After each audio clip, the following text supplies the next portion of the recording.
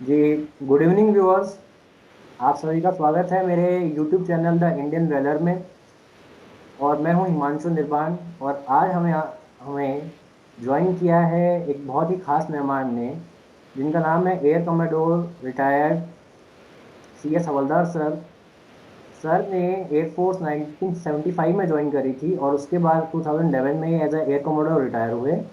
और इन्होंने भारत के अंदर कई सारे एयर बेसिस में अपनी सेवाएं दी हैं। इसके अलावा सर ने जम्मू कश्मीर, सियाचिन ग्लेशियर, गुजरात, उत्तर प्रदेश, तमिलनाडु, कर्नाटका, जितने भी हमारे वेस्टर्न एयर कमांड के अंडर में एयर बेसेस आते हैं, वहाँ पे इन्होंने कमांडिंग और एज ए कमांडिंग ऑफिसर भी रहे हैं। और इसके अलावा सर ने जम्मू कश्मीर में जब जिस टाइम 2005 के समय जब वहाँ पे फ्लड्स या बाढ़ आई थी, उस समय वहाँ पे इन्हीं के नज़रिए से एक रिहेबिलिटेशन मूवमेंट चलाया गया था भारतीय वायुसेना द्वारा, जिसमें एलओसी के दरमियान पड़ने वाले गांवों को गोद लिया गया। और वहाँ पे जितनी भी जरूरी सुविधाएं हैं, मूलभूत सुविधाएं, वो उन वहाँ के जो निवासी हैं उनको प्रोवाइड कराई गई। तो सर, आपका बहुत बहुत स्वागत है हमारे शो में। हिमांशु, आपका यूट्यूब चैनल का सब दर्शकों को मेरा नमस्कार। और आपको बहुत बहुत बधाई हो, ताकि आप ये नया एक अभियान चलाया है और सब देशवासियों को देश का सुरक्षा और सुरक्षा संबंधी विषयों को अवगत करा रहे हैं। ये बहुत ही बढ़िया काम कर रहे हैं आप। सबको नमस्कार। Thank you sir. तो सर, मेरा आपसे सर आज का जो है हमारी इंटरव्यू सेशन है सर, ये रहेगा भारत और पाकिस्तान के बेस पे, जो हालिया घटनाएं चल रही हैं पाकिस्तान और भारत के दरमियान। तो सर, मेरा आपसे पहला सवाल ये रहेगा कि सर, अभी हाल के दिनों में कुछ दिन पहले शाह महमूद कुरैशी, जो कि पाकिस्तान के विदेश मंत्री हैं, उन्होंने यूनाइटेड अरब अमीरात का दौरा किया और वहां पे जाके एक ऐसा इंटरव्यू दिया वहाँ की मीडिया को और इंटरनेशनल मीडिया को, कि जिससे भारत में हर कोई हतप्रत है कि भारत एक दूसरी सर्जिकल स्ट्राइक करने को जा रहा है और आने वाले दिनों के अंदर। तो सर, आप इसको कैसे लेंगे कि जो भारतीय वायुसेना ने जो बालाकोट में हवाई हमला करके पाकिस्तान के आतंकी ठिकानों को नेस्तनाबूद किया था, तो क्या ये उस चीज का डर है पाकिस्तान के विदेश मंत्री के शब्दों में, या और उनको डर लग रहा है कि भारत की सरकार का? सर, आपका इस पे आपका क्या नजरिया है? बहुत ही बढ़िया प्रश्न पूछा है आपने, लेकिन इस प्रश्न का उत्तर देने से पहले हम एक पाकिस्तानियों का और उनका गवर्नमेंट का जो है मानसिक स्थिति, उसको समझने की कोशिश करना चाहिए पहले। अब जानते हैं, पाकिस्तान एक टेररिस्ट स्टेट बन गया है, टेरर फंडिंग स्टेट बन गया है। और वो लोग ये भी जानते हैं कि भारत के मुकाबले उनका सेना हमको युद्ध में हरा नहीं सकता। जैसे 71 के बाद वो तो कंफर्म हो गया, फिर कारगिल में हमने हम्म। उनको हरा दिया। उनके एक साइकोलॉजी बन गया है कि हम भारत को हरा नहीं सकते। तो लेकिन भारत के साथ अच्छे संबंध भी नहीं रखना चाहते हैं, क्योंकि उनका ये मूलभूत कश्मीर का एक मुद्दा है, इसको लेके हमेशा परेशान रहते हैं। और इसको मैं आपको 5 अगस्त लास्ट ईयर के दिन को ले जाऊंगा, जब पार्लियामेंट में हमने पास किया अभी कानून को कि जम्मू कश्मीर को दो विभाजन किया जाए, एक लद्दाख विभाग और दूसरा जम्मू कश्मीर विभाग। जम्मू कश्मीर विभाग को भी एक यूनियन टेरिटरी बना दिया, और जिसमें आगे लेके असेंबली होगा। लेकिन लद्दाख सेक्टर जो है वो बिना असेंबली का यूनियन टेरिटरी बन गया है और आर्टिकल 370 हट गया। ये सब चीज़ें हुआ, और इन चीज़ों के करने के टाइम में जो पार्लियामेंट में डिस्कशन हुआ था, उसमें इंडियन पार्लियामेंट खास करके होम मिनिस्टर अमित शाह ने कड़ा स्टेटमेंट किया और सच्चा स्टेटमेंट है। क्या स्टेटमेंट है कि जम्मू कश्मीर भारत का अविभाज्य अंग है। वैसे ही लद्दाख भी, इंक्लूडिंग अक्साई चीन भारत का हिस्सा है। इसकी वजह से क्या हुआ, अभी एक लीगल इश्यू बन जाता है, जिसको इंटरनेशनली हमारा जो JNK पोजीशन है वो तो हमारा कायम है। क्या है कि ये एक्सेशन के बाद 1947 में अक्टूबर में महाराजा हरि सिंह जब जम्मू कश्मीर को इंडिया के यूनियन में लीगली मिला दिया, उसके बाद तो कोई बात ही नहीं बनता है कि UN में गया, काफ़ी डिस्कशन हुआ कि 75 साल होने को है, उनको उसी को लेके बार बार चिंता करते रहते हैं और तंग करते रहते हैं, इंटरनेशनली कोशिश करते हैं, लेकिन ये स्टैंड नहीं हो रहा। अब की सिचुएशन में मैं ये जो उनका मानसिक स्थिति है, समहाउ भारत को, जैसे 71 में हमने बांग्लादेश अलग किया, कश्मीरी मुद्दे लेके इंटरनेशनल फोरम में लड़ाई जारी रखना है, उसके दौरान टेररिज्म को सपोर्ट देना है, और वो खुद की प्रॉब्लम सॉल्व नहीं कर रहे हैं, ये सब करने से उनका प्रॉब्लम और बढ़ रहा है। वो खुद का प्रॉब्लम सॉल्व करने के लिए उनको कोई इंटरनेशनल फोरम में या UN में सपोर्ट नहीं मिल रहा है जितना भारत को मिलता है। और भारत को कश्मीरी इश्यू लेके कोई भी देश UN में एक्सेप्ट क्यों, बहुत ही गिने चुने जो देश है जो उनको, पाकिस्तान को सपोर्ट करते हैं, इसीलिए कोई उनको सपोर्ट नहीं मिल रहा है, दे रहा है। इसके कारण वो लोग जाके चाइना का लैब में बैठे। चाइना का लैब में जो बैठा हुआ है वो नहीं जानते कि वो कौन सा और कितना बड़ा एक मिस्टेक कर रहा है वो।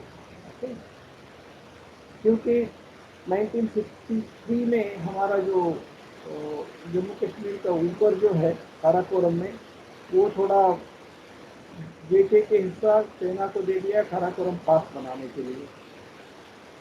अब जो पाकिस्तान ऑक्युपाइड कश्मीर है, इसको एक प्रोविंस बना के ये लीगली उसको क्लेम करने का कोशिश कर रहा है। जब जम्मू कश्मीर और लद्दाख हमारा देश का अविभाज्य अंग है, हिस्सा है, वो हमारा और पाकिस्तान का बीच का जो मुद्दा सॉल्व करने का है, वो तीसरा देश इसमें दखल अंदाजी नहीं देना चाहिए। लेकिन चाइना ने क्या किया, आपको मालूम है ना, जब नवाज शरीफ का पहला गवर्नमेंट था उस वक्त एक बेल्ट एंड रोड इनिशिएटिव में वो लोग CPEC, China Pakistan economic corridor, ये बना के $45 बिलियन का एक प्रोजेक्ट ले आया। अब वो प्रोजेक्ट 45 से लेके $65 बिलियन हो गया। वो नॉर्थ वेस्ट चाइना मीन्स विंजियांग से लेके काराकोरम हाईवे पास करके पूरा पाकिस्तान में जाके वो ग्वादर पोर्ट और कराची को मिलते हैं, ताकि उनका जो ऑयल और अदर ट्रेड का जो सप्लाईज है अफ्रीका से या मिडल ईस्ट से, चाइना का आसानी से एक हफ्ते के अंदर पहुंच जाए।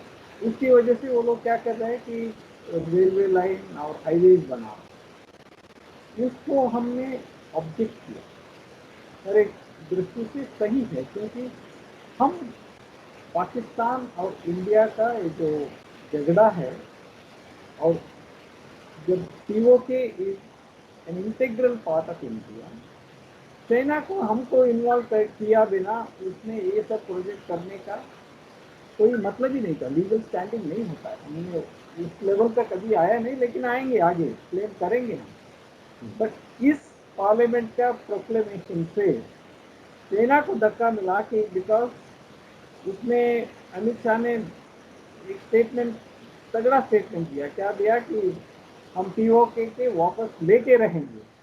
तो POK वापस लेके रहेंगे स्टेटमेंट जो है पाकिस्तान को और चाइना को दोनों को धक्का दे दिया है। इसकी वजह से पहले सिर्फ उनका जो मानसिक स्थिति था इंडिया को ट्रबल करना, टेररिज्म सपोर्ट करना, टेररिस्ट को अंदर घुसाना और हमको JNK में ट्रबल करते रहना। अब हम POK की बात करते हैं, उसको वापस लेने की बात करते हैं। अब तक वो लोग समझते थे कि इंडिया उतना सामर्थ्य नहीं रखते, बट अब सामर्थ्य ऐसे हो गया, पॉलिटिकल डिस्पेंसेशन भी ऐसे हो गया, तो हम अपना सामर्थ्य बढ़ा लिया एक। दूसरा जो है तो फ्रीडम ऑफ एक्शन भी गवर्नमेंट ने आर्म फोर्सेस को दे दिया, तीनों सर्विसेज को, ठीक है। इसकी वजह से ये टेररिज्म को पहले खत्म करने के लिए, अगर तुम लोग बार बार बताने से भी ये काम नहीं रोकते और रुकाते, और उनका जो टेररिस्ट हब है वहाँ पाकिस्तान में, चाहे वो LEP हो, चाहे जैसे मोहम्मद हो, हिजबुल मुजाहिदीन हो, सारे लीडर्स को सपोर्ट करके उनको पैसे दे के उनको आप लोग बढ़ावा देते हैं। अगर ये काम बंद नहीं किया तो हम क्या करेंगे, उन्हीं को मारेंगे। ये मैसेज देने के लिए हम सक्षम है करने के लिए हमने बालाकोट एयर स्ट्राइक किया, सिर्फ टेररिस्ट हाइडआउट पर। हमने आर्मी एयरफोर्स या उनका कोई मिलिट्री टारगेट को हमने बर्बाद नहीं किया, सिर्फ हमने दिन चुन के उनका टेररिस्ट हाइडआउट जो है उसके ऊपर हमला किया। वो भी आप जानते हैं, सारे देश जानते हैं कि कितना एक सही प्रिसीजन ऑपरेशन था वो, कि हम एक भी हमको खर्च भी नहीं आया, ऐसे उनको मार के वापस आ गए। बाद में इसके बारे में काफ़ी चर्चा हुआ, मारा है कि नहीं, ये देश में ही एक दुविधा पैदा करके पॉलिटिकल डिस्कशन चला। लेकिन अभी 15 दिन पहले उनका पाकिस्तानी पार्लियामेंट में ही एक्सेप्ट कर लिया कि उन्हीं का ही मिनिस्टर, उन्हीं का ही मेंबर, सेनेटर जो है, एक्सेप्ट कर लिया कि बालाकोट हुआ हमारा एरिया में आके पाकिस्तानी भारतीय वायुसेना आके मार के गया, और हमारा जनरल साहब कांप रहे थे, ब्रेथलेसनेस से इनका स्वेटिंग हो रहे थे। ये सब दुनिया के सामने आ गया। अभी उनका डर क्या है, कश्मीर में इलेक्शन हम गवर्नमेंट ने किया है, आर्टिकल 370 हटाने के बाद काफ़ी डेवलपमेंट काम कर रहा है। कश्मीरी यूथ को बाकी हमारा देश के साथ जुड़ के आगे आने के लिए बहुत सारे सुविधाएं कर रहे हैं, डेवलपमेंट एवेन्यूज भी ओपन कर रहे हैं। पीसफुली लोग जो है अभी डिस्ट्रिक्ट काउंसिल इलेक्शन में पार्टिसिपेशन किया है। ये सब डिस्टर्ब करने के लिए वो लोग फिर 300 से 400 टेररिस्ट को तैयार करके इन्फिल्ट्रेट करने की कोशिश कर रहे थे। इसको हम कड़ी कार्रवाई करके रुका दिया पहले, और जारी रहेगी ये कार्रवाई, क्योंकि आर्मी सक्षम है, वो काम करेगी वहाँ।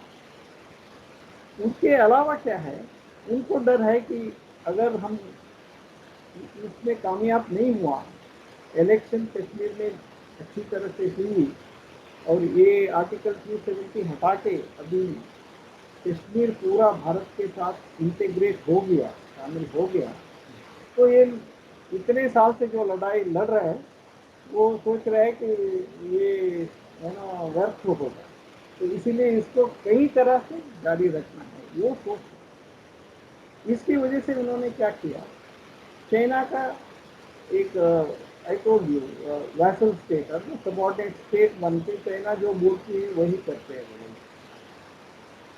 तो क्या किया चाइना ने, पहले हमको दूर रखने के लिए, चाइना के बारे में आज बात नहीं करेंगे, दूसरे दिन और बात करेंगे। चाइना ने पहले नेपाल में सरकार को भड़का के इंडिया अगेंस्ट में थोड़ा रिफ्ट पैदा किया, और वहाँ उन्होंने भी एक टेरिटरी के हिसाब से जो हिमाचल के ऊपर लिपुलेख से, और एक हाईवे बनाया हमने, तो उसको अपना नेपाल का एरिया करके, उसको नेपाल का मैप अडॉप्ट करके उसको दिखाया। और उसमें पार्लियामेंट भी नेपाल ने पास किया, बट गवर्नमेंट उसके साथ बातें चीतें कर रहे हैं और समझा रहे हैं कि नेपाल जो आप लोग कर रहे हैं वो सही नहीं है। वैसे ही चाइना नेपाल में जो किया है, इंडिया का आर्टिकल 370 काउंटर करने के लिए लद्दाख को यूनियन टेरिटरी हमने बनाया और पीओके को और पूरा जम्मू कश्मीर को इंक्लूडिंग पीओके जो हमने यूनियन टेरिटरी बना के अभी जो डेवलपमेंट काम कर रहा है, उसकी वजह से चाइना भी डर गया, क्योंकि उनका $65 बिलियन जो प्रोजेक्ट है वो कहीं ना कहीं उनको डर है कि ये हमको धक्का मिलेगा। तो उसकी वजह से क्या किया उन्होंने, बोला कि तुम भी इंडिया को ट्रबल करो। कैसे ट्रबल करो? चाइना उनको टेररिस्ट को बढ़ावा दे रहा है, पैसे दे रहा है, लेटेस्ट वेपन्स दे रहा है डिस्ट्रैक्ट करने के लिए। उसके अलावा उन लोगों ने भी जूनागढ़ और गुजरात में कुछ एरिया और इंक्लूडिंग जम्मू कश्मीर को पूरा अपना मैप पे लगा के उसको पब्लिश किया। नॉट ओनली पब्लिश किया, अभी जो थोड़ी दिन पहले फॉरेन मिनिस्टर्स का एक मीटिंग हुआ था शंघाई कॉरपोरेशन का, जो 12 देश था उसमें इंडिया में भी, India is also part of that corporation discussion. तो उसमें जो फॉरेन मिनिस्ट्री पाकिस्तान की थी वो नया मैप को अपना पीछे लगा के वो वीडियो कॉन्फ्रेंस किया, क्योंकि दुनिया को दिखाना चाहता था कि ये भी हमारा क्लेम है। अगर पहले जो इंडिपेंडेंस से पहले जो भारत था उसको धर्म के आधार पर बांट के 1947 में आप पाकिस्तान एस्टैब्लिश किया, वेस्ट पाकिस्तान और ईस्ट पाकिस्तान, वो तो लीगली बाउंड 1947 से पहले ब्रिटिश और इंडिया का बीच में और पाकिस्तान के बीच में एक ट्रीटी है, डिवाइड करके वो लोग गया है। ओनली प्रॉब्लम था जम्मू कश्मीर। 1947 अगस्त के बाद जब प्रॉब्लम किया हरि सिंह, महाराजा हरि सिंह ने हमको जो एक्सेशन में नहीं किया और बाद में वो पाकिस्तान हड़पने की कोशिश किया, तो अक्टूबर में आके वो भी हमारा साथ लीगली आ गए, उसमें कोई दो बात नहीं है। तो सिर्फ प्रॉब्लम उनकी वजह से हमको जम्मू कश्मीर में हो रहा। अब 73-75 साल के बाद अगर गुजरात में वो क्लेम कर रहा है, हम भी क्लेम करेंगे, हमारा बलूचिस्तान भी हमारा है, ठीक है, पंजाब भी हमारा है? और Baltistan in any case, Baltistan जो गिलगित बाल्टिस्तान है वो भी हमारा है, हम क्लेम करेंगे ना। वो डर उनको बैठ गया, इसके लिए सेना जो बोलती है वही वो लोग करते हैं। ये कोई प्रॉब्लम नहीं है। कुरैशी को ये है, ये जो सेना का बात सुन के अगले 1-2 महीने में इस विंटर में 300 या 400 आतंकवादियों को अगर घुसाने का कोशिश कर रहा है, तो इसको बंद करने के लिए मेरे अंदाज से अभी जो हमारे जनरल नरावने साहब गए थे यूएई में, उधर हमारा डिफेंस कोऑपरेशन उसके बारे में बात किया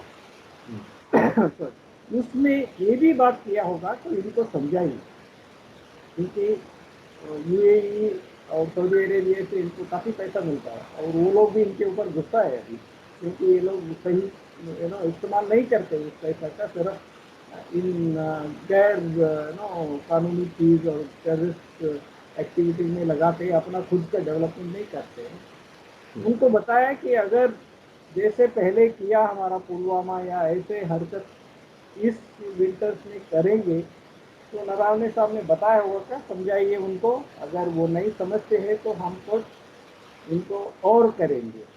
ओके, पहले तो उनको डर नहीं था, लेकिन बालाकोट के दरमियान ये डर एयरफोर्स ने उनका मन में पैदा कर दी। उनको, कुरैशी को और इमरान खान को एक गिल्टी सा फीलिंग हो रहा है कि हम जो कर रहे हैं वो गलत है, अब के बाद भारत इसको टॉलरेट नहीं करेगा और एक्शन करेगा, और इसीलिए वो सेकंड स्ट्राइक का वो दिमाग में सोच के शायद यूएई को ही बता रहे हैं कि वो करेगा, भारत को नहीं करने के लिए बोली। हाँ ठीक है, हम नहीं करेंगे, लेकिन आप हरकत मत करो, पुलवामा जैसे टेररिस्ट या विंटर्स में धमाका मत करो, सुधरो, चिंता नहीं है।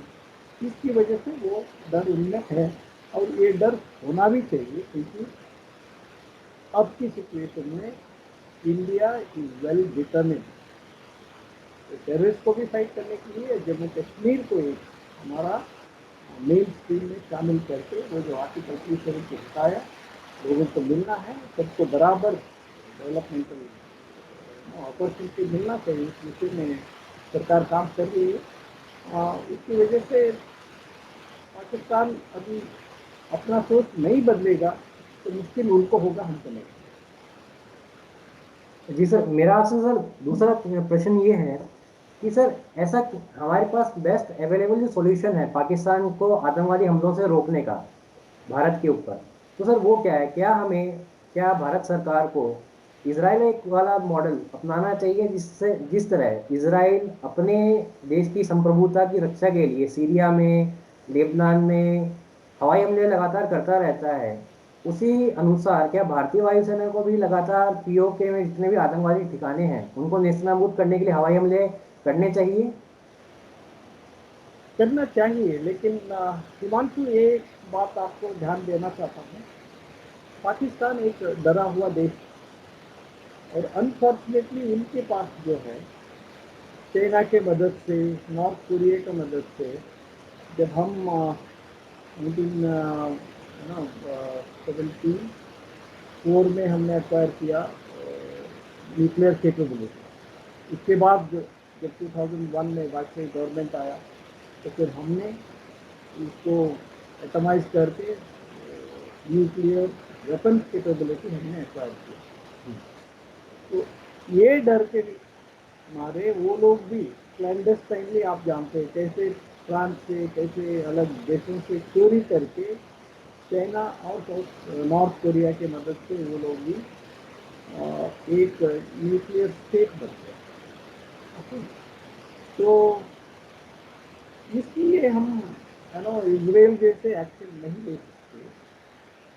डरने की बात नहीं है ना, न्यूक्लियर वेपन के उनके पास भी है, उनके पास भी है, डरने की बात नहीं है। लेकिन एक रिस्पॉन्सिबल स्टेट होना चाहिए, देश होना चाहिए, सरकार होना चाहिए, जैसे भारत सरकार क्लेम किया है, और उसके हिसाब से जो न्यूक्लियर पावर्स जो जैसे चाइना हो, रशिया हो, फ्रांस हो, यूके हो, अमेरिका हो, इसको यूज करने के लिए that is the last resort. करना नहीं चाहिए, क्योंकि मानवता का पूरा ध्वंस कर देगा। तो वो लोग कंट्रोल भी करते हैं, इसलिए एक रेजिम है, न्यूक्लियर वेपन कंट्रोल का रेजिम। तो उस रेजिम के जो कायदा है वो हम पालन करते हैं, हम पालन करते हैं। हम किसी को न्यूक्लियर वेपन दिखा के डराते नहीं, ना चाइना को, ना किसी और को। हम कभी पाकिस्तान को भी इसके बारे में एक बार भी स्टेटमेंट नहीं दिया, न्यूक्लियर वेपन के बारे में या न्यूक्लियर वेपन यूज करने के बारे में। लेकिन छोटी छोटी ये जो कर्मिशेस होते हैं, ये प्रॉब्लम होते हैं, हर एक बार आके इंटरनेशनली मीडिया पे वो लोग धमकाते हैं, उनकी इरेशनल धमकाई, इरेशनल धमकाई और इरेशनल बिहेवियर भी है उनका। ये हम नहीं जानते कि कितना ताकतवर इमरान खान है, लेकिन ये हम भी जानते हैं इमरान खान पपेट है, मेन जो कंट्रोल है उनका आईएसआई और आर्मी का था। और जब जब आप लड़ाई में जानते हो कि जीत नहीं सकते, तो कॉर्नर हो चुके थे, और ऐसे हम एयरफोर्स एयरफोर्स और आर्मी के साथ मिलकर ऐसे उनको एक एक्शन ले ऑपरेशन का, उस डर के बारे में वो लोग इरेशनल डिसीजन भी ले सकते हैं। इसी एक कारण है कि सब लोग इसको थोड़ा होल्ड बैक करते हैं, तो पाकिस्तान को समझाते हैं। वो अगर नहीं समझते हैं तो जितना ये कर लिया वो ही काफ़ी है उनको। हम तो थोड़ा और इंटेलिजेंस बढ़ाना चाहिए, सर्वेलेंस बढ़ाना चाहिए कि टेररिस्ट ठिकाना कैसे है। I would rather advocate my experience, मेरा एक्सपीरियंस के हिसाब से, जैसे अमेरिका किया अबोटाबाद में बिन लाडन को पकड़ने के लिए, हम्म। कितना वो लोग नेटवर्क यूज किया, कितना टेक्नोलॉजी यूज किया, वो टेक्नोलॉजी स्लोली अब हम भी एक्वायर कर चुके हैं। वो Balakot is the beginning, is the beginning, क्योंकि ऐसे एक प्रेसिडेंट स्ट्राइक के लिए काफ़ी सारी चीज़ें होते हैं उसके पीछे। कैसे टारगेट आइडेंटिटी करना, क्या वेपन्स होना चाहिए, क्या रूट होना चाहिए, क्या कम्युनिकेशन होना चाहिए, एनिमी का रिस्पॉन्स क्या है, कौन सा जहाज, कौन सा रेडार उनका ऑन है, बहुत चीज़ें उससे जाती हैं। उसके बाद एक प्लान बनता है ताकि हमको कोई नुकसान ना हो और हमारा टारगेट और मिशन जो है सक्सेसफुल हो, ऐसे कर सकते हैं। और उस केपेबिलिटी हमने आए हैं सोचने slowly slowly, we call it as precision strike capability and beyond visual range capability also। हम उनका एरिया में घुस के मारने का भी नहीं, उससे पहले भी बिना घुसे भी मार सकते हैं। इस टेक्नोलॉजी हम बोरो कर सकते हैं, जैसे आपने बताया कि इसराइल का था, इसराइल के साथ है, फ्रांस के साथ है, अमेरिका के साथ है, और वो शायद गवर्नमेंट उस विषय में काम कर रहा है और वो कैपेबिलिटी हमको धीरे धीरे धीरे बिल्ड हो रहा है। जब वो कैपेबिलिटी बिल्ड हो रहा है, वो पाकिस्तान जानती है, वो जानता है ये इसलिए कि उनको डर है कि इनको मुकाबला हम कर पाएंगे कि नहीं कर पाएंगे। जब हम सिर्फ ये जो अनऑथराइज टेररिस्ट डेन्स है या इनका ठिकाने हैं, और जहाँ ये लोग Hafiz Saeed all these guys are hiding, उनको ट्रेस करके अगर उनको मार सकते हैं तो ये बहुत काफ़ी है।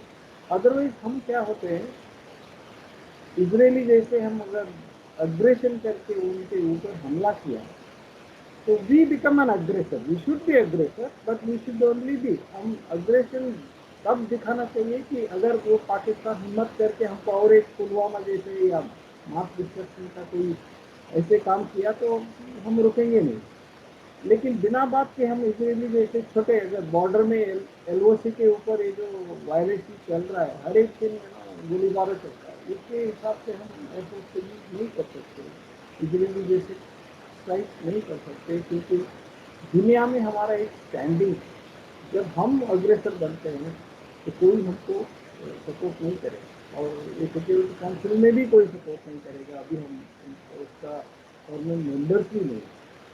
इसकी वजह से गवर्नमेंट जो है इंटरनेशनली डिप्लोमेटिक जरिए समझा रहे सबको, इसको आइसोलेट कर रहा है, और उसको आइसोलेट करके दिखा रहे हैं कि देखो यही एक कंट्री है जो दुनिया को बर्बाद कर रही है, और हम अगर ऐसे ही चलता रहा तो टॉलरेट नहीं करेंगे। वो साइकोलॉजी और वो जो फेवरेट थिंकिंग जो है हमारे फेवर में दुनिया का, वो बना के रखो, और कोई गलत बड़ा कदम उठाया पाकिस्तान ने, उस वक्त मारो तो सब लोग एक्सेप्ट करेंगे, नहीं तो हम अपनी तरफ से सोचना पड़ेगा, क्योंकि हम इसराइल नहीं, हम भारत।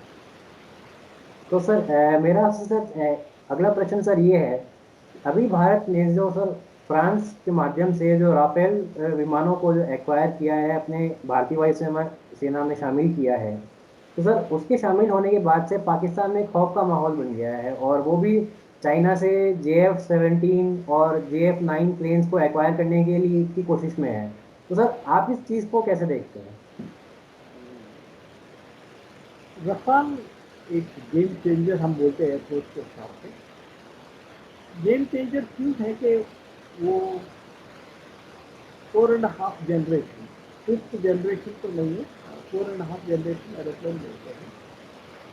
और इसमें जो है खास करके इंडिया स्पेसिफिक मीन हमारा देश का जो एनवायरनमेंट है, हमारा बैटल का हिमालय में, राजस्थान का प्लेन्स में, नॉर्थ ईस्ट का माउंटेन्स में, फॉरेस्ट में, बिकॉज टेरेन एक ही तरह नहीं है, तो हर एक जगह जब नॉर्थ ईस्ट में ऑपरेशन करेंगे रफाल, तो उधर का जो पैरामीटर्स अलग है।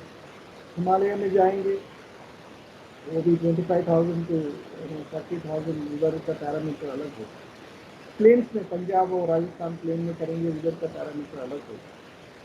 उसके अलावा पाकिस्तान का डिफेंस एयर डिफेंस कैपेबिलिटी क्या है उसको स्टडी करके, और चाइना को हमारे एलएसी के साथ साथ जो आसपास उन्होंने एयर डिफेंस सेटअप किया उनका कैपेबिलिटी क्या है, इनका एयरक्राफ्ट वेपन कैरिंग कैपेबिलिटी क्या है, इनका beyond visual range weapon capability क्या है, वो सब स्टडी करके इसलिए हमने 12 से 14 को इंडिया स्पेसिफिक मॉडिफिकेशन करवा के वो जहाज लिया।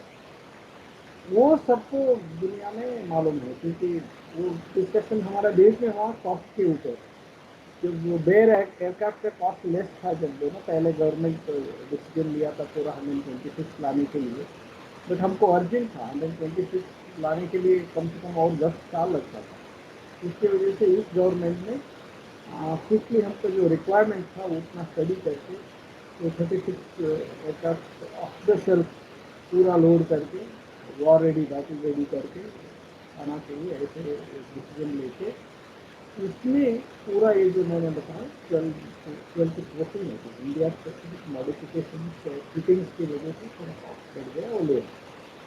इसलिए अभी जो हमारे पास 7 रफाल आए हैं वो 7 रफाल से ही इतना डर रहे हैं वो लोग, क्योंकि रफाल जो है फ्रेंच एयरफोर्स के अलावा I think it has flown over the Middle East, okay, अर्थात एक 2-3 देश में थी।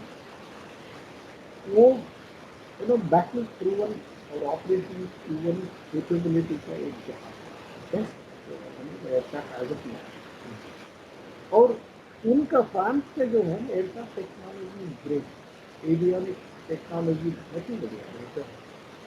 और इसके साथ साथ हमने इजराइल से भी काफ़ी सिस्टम लिया है मॉडिफिकेशन करके, और रफाल के अलावा बाकी इजरायली सिस्टम जो है हमारा एयर डिफेंस एयरक्राफ्ट में, जैसे MiG-21 MiG-20 T-30 में उनमें भी अडॉप्ट किया है। वो जो मिशन कैपेबिलिटी, एक तो दूर की लड़ाई, एक तो बॉर्डर की लड़ाई, लेकिन बॉर्डर क्रॉस किए बिना हम इस तरफ का जो टारगेट है उनको मारने तक उनका वो भी हमने अप्लाई कर दिया। ये बैटल प्रूवन है। जैसे MiG-21 अभी अभिनंदन ने जाके F-16 को मार दिया, कितना पुराना, लेकिन फिर भी मॉडिफिकेशन के साथ वो ट्रू हुआ।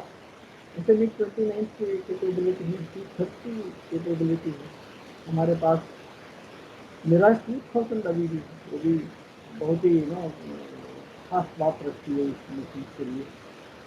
उसके ऊपर हमारे पास अभी तो इससे क्या होता है, एक एयर फोर्स का एयर डोमिनेंस होता है। एयर डोमिनेंस किसी हमने नहीं पहुंचा है, लेकिन हमारा जो एयर स्पेस है उससे सुपीरियरिटी के साथ, एयर सुपीरियरिटी के साथ हम लड़ाई लड़ सकते हैं और जीत भी सकते हैं। इस कंपैरिजन में आपने बताया J9, J10 और JF-17 इन लोगों ने सपोर्ट किया। J17 जो है वो लोग क्लेम करते हैं 4th जनरेशन एरोप्लेन है करके।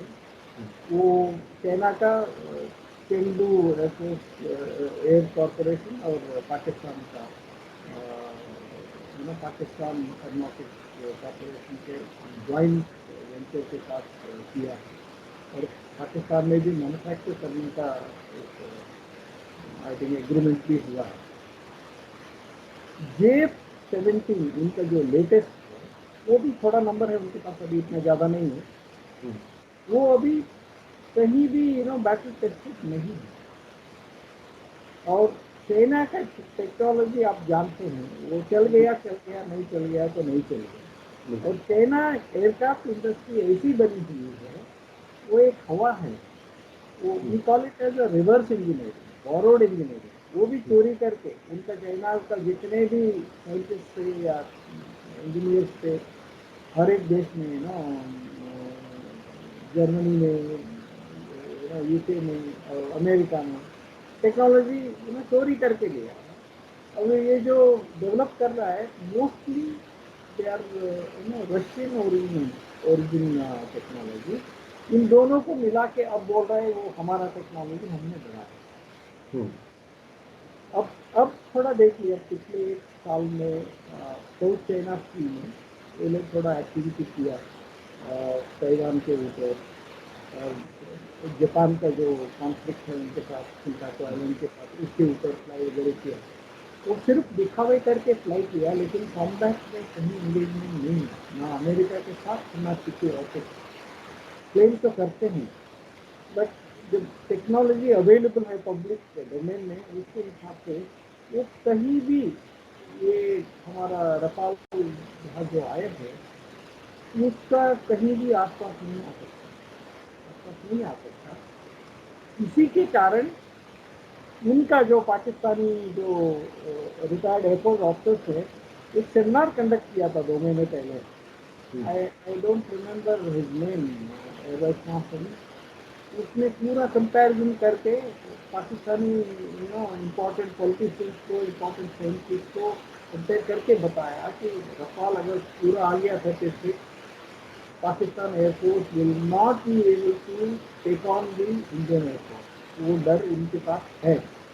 बाहर दिखाने के लिए बोलता है हमारे पास JF-17 है, लेकिन JF-17 की कैपेबिलिटी जो है वो बहुत ही कम है। इसके अलावा अब हमारा गवर्नमेंट ने क्या किया, DRDO और हमारा जो मिसाइल इंडिजिनस डेवलपमेंट सिस्टम किया, इसमें हमने ब्रह्मोस, अस्त्रा, महाज, इतने सारे अभी मॉडल उसको बना के we have already tested them.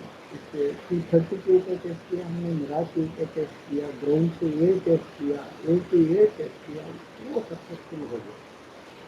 तो इंडिजिनस जब ये वेपन सिस्टम्स अवेलेबल है और बेहतरीन एक रफाल जहाज हमारे पास आ गया है, पूरा नंबर भी आ जाएगा 2-3 साल में पूरा। इसके साथ साथ हम और सोच रहे हैं कि तेजस भी साथ में आए, और जो 100 एयरक्राफ्ट हमको और चाहिए वो भी आ जाएगा। आएंगे तो पाकिस्तान कहीं का नहीं रहेगा। उनके पास है ही नहीं, देश का कोई देने वाला नहीं। और वो लोग गए थे भाग के रशिया के साथ, T-30 हमारे पास उनके इंडिया स्पेसिफिक उसको खरीदने के लिए, लेकिन रशिया ने उनको मना कर दिया। ठीक है, इसीलिए कि जो हमारे पास T-30 और रफाल और मिराज और MiG-29 एक कॉम्बिनेशन जो है वो डेडली कॉम्बिनेशन है। और with the the aviation plus air defence radars वगैरह जो इजराइल से हम ला रहे हैं, वेपन्स हम डेवलप कर रहे हैं, इसके साथ जो है और पिछले 5-6 साल में काफ़ी एक फॉर्मिडेबल स्ट्राइक फोर्स बन गया है। इसकी वजह से इनको डर है, इसकी वजह से इनको डर है। और ये सेकेंड स्ट्राइक का इसीलिए कुरैशी ने बात किया कि हो सकता है, अगर हो गया तो हम इस बार अंदर जाने का भी जरूरत नहीं, हम अपने ही बॉर्डर पे फ्लाई करके we can hit the target and come back. तो इसकी वजह से थोड़ा तो अच्छा जी है, सर, सफेदों। सर मेरा आपसे सर अंतिम प्रश्न सर ये रहेगा कि सर ऐसा क्या खौफ है पाकिस्तान की वायुसेना में भारतीय वायुसेना के खिलाफ कि जब भी भारतीय वायुसेना की कोई नॉर्मल रूटीन फ्लाइट होती है पाकिस्तान की बॉर्डर सट के, तो या तो वो कराची में अपना पूरा ब्लैकआउट कर देते हैं, या फिर अपनी जो सर्विलेंस प्लेन्स है उनको एयर में लाके एयर पेट्रोलिंग करते हैं। तो सर ये भारत की वायुसेना और पाकिस्तान की वायुसेना का अगर हम एक आपस में कंपैरिजन करें, तो सर एक हैवी हैंड किसका दिखता है, भारतीय वायुसेना का है या फिर पाकिस्तान की वायुसेना का? गिल्टी फीलिंग है उनमें, क्योंकि गलत काम कर रहे हैं वो लोग। Hmm. Why can't they live in peace? वो लोग शांति से क्यों न रहना चाहते? वो ख्वाब देख रहा है, कैसे ख्वाब देख रहा है? ठीक है, बांग्लादेश गया तो जैसे भुट्टो ने किया, हम घास खाएंगे लेकिन एटम बॉम्ब बनाएंगे। बिल्कुल। जैसे जनरल जियाउल हक ने बोला कि हम जीत नहीं सकते तो 1000 हक देंगे। ये कोई देश चलाने का एक नॉर्मल तंत्र नहीं है। उनको अंडरस्टैंड करना चाहिए कि जैसे अटल बिहारी वाजपेयी साहब ने बोला कि ठीक है। You can change the friend, you can make new friend, but you can't change the neighbour. तो नेबर तो उधर ही रहेगा ना। हम उस सोच को रखते हैं, तुम चलो बगल में रहो, शांति से रहो और समृद्ध हो जाओ। Okay, take benefit out of our also, grow. वो मनोभावना उनमें नहीं है। They are getting trapped in their extreme religious thinking. वो जो वर्ड जिहाद करते हैं वो एक अलग सब्जेक्ट है, उसके ऊपर कई कई दिन और बात करेंगे। जिहाद अच्छा होना चाहिए मानव कुल को, मानव कुल को छोड़िए, पाकिस्तान को अच्छा होना चाहिए। किस लिए लड़ रहे हैं आप? कौन उनको जाके मार रहे हैं? कश्मीर तो नहीं मिलेगा। इतना कोशिश कर लिया तो क्यों पाकिस्तानी लोगों को, पाकिस्तानी देश को बर्बाद कर रहे हैं? बर्बाद एक इसलिए कर रहे हैं कि उधर कोई भी चुनी हुई सरकार को आर्मी ने एक्सेप्ट नहीं किया अभी तक। और आर्मी का मन में डर बैठ गया है कि हम हिंदुस्तान को हराना है, वो लोग हरा नहीं सकते।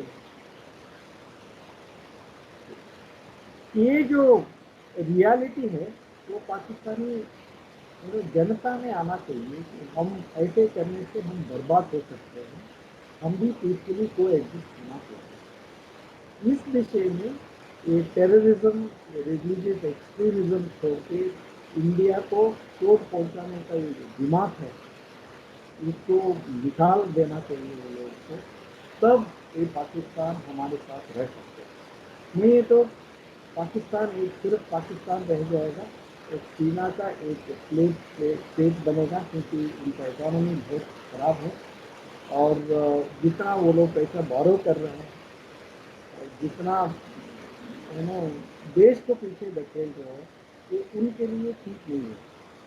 इसकी वजह से हम एक्चुअली फौजी में जो है, हम लोग सोचते हैं कि पाकिस्तान के बारे में हम चिंता करना छोड़ देना चाहिए, let them live the way they want to live.